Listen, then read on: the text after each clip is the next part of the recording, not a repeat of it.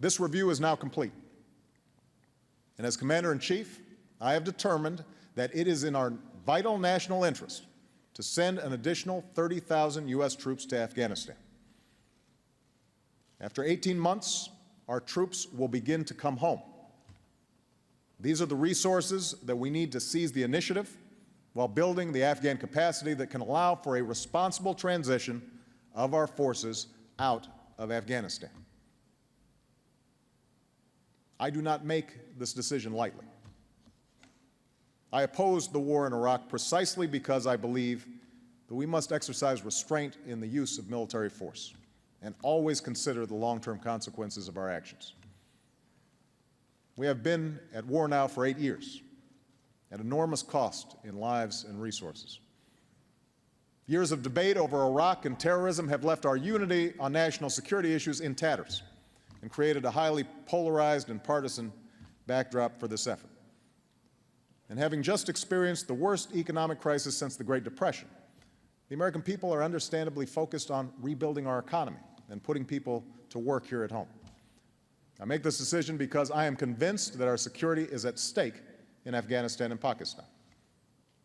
This is the epicenter of violent extremism practiced by al-Qaeda. It is from here that we were attacked on 9/11, and it is from here that new attacks are being plotted as I speak.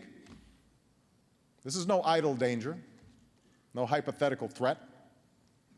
In the last few months alone, we have apprehended extremists within our borders who were sent here from the border region of Afghanistan and Pakistan to commit new acts of terror. And this danger will only grow if the region slides backwards, and al-Qaeda can operate with impunity. We must keep the pressure on al-Qaeda, and to do that, we must increase the stability and capacity of our partners in the region. Of course, this burden is not ours alone to bear. This is not just America's war. Since 9/11, al-Qaeda's safe havens have been the source of attacks against London and Amman and Bali. The people and governments of both Afghanistan and Pakistan are in danger. And the stakes are even higher within a nuclear-armed Pakistan because we know that al-Qaeda and other extremists seek nuclear weapons, and we have every reason to believe that they would use them.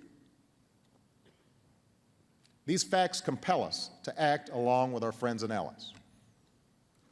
Our overarching goal remains the same: to disrupt, dismantle, and defeat al-Qaeda in Afghanistan and Pakistan, and to prevent its capacity to threaten America and our allies in the future.